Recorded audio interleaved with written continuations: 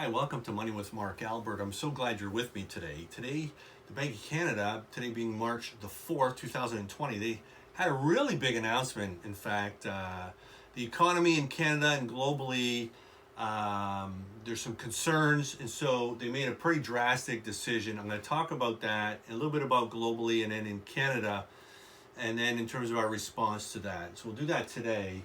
I will say that Bank of Canada, they do 8 rate announcements, and I cover them every time there's a rate announcement. The next one's April 15.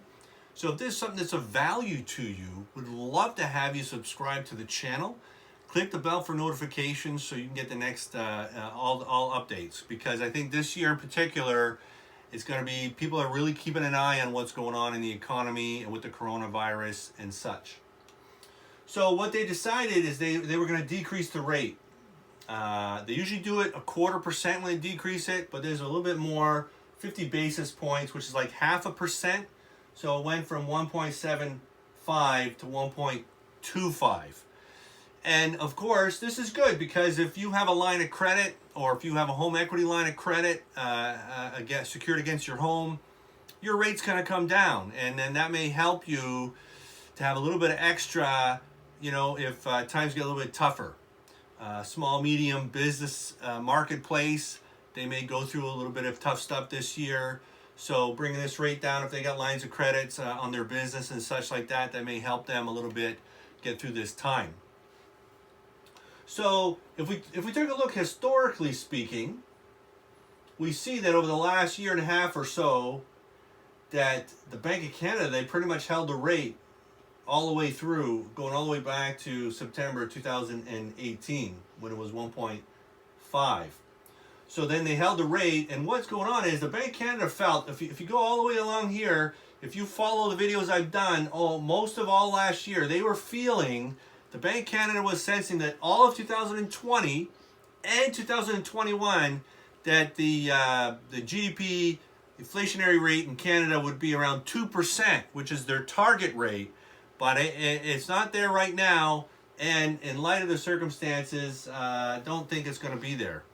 So when we look at globally, we see that the coronavirus is having an impact. It's having an impact on trade, having an impact on consumer confidence and their spending. So the global economy is extensively interwoven together. We're interdependent, if you would. And so if the global economy goes through a significant slowdown, well, it's going to impact all of us, different things. So China's really getting hit hard. That's impacting us as well. But the global economy, as it spreads to different countries, impacting the global economy. Having said that, Canada, we have that, right, as a concern. But beyond that, the Bank of Canada, they were mentioning that things like this, the rail line blockades, the Ontario teacher strike, some winter storms we've had in some parts of the country. These things also impact the economy here at home, nationally speaking.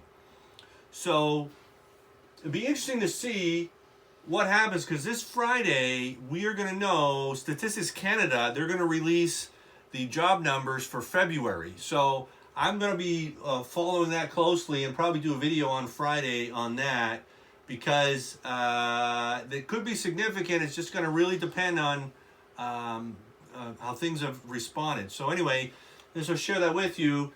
The next update is going to be April 15. Hope you can be with us. Subscribe if you would. Have yourself a wonderful day, and look forward to talking to you soon.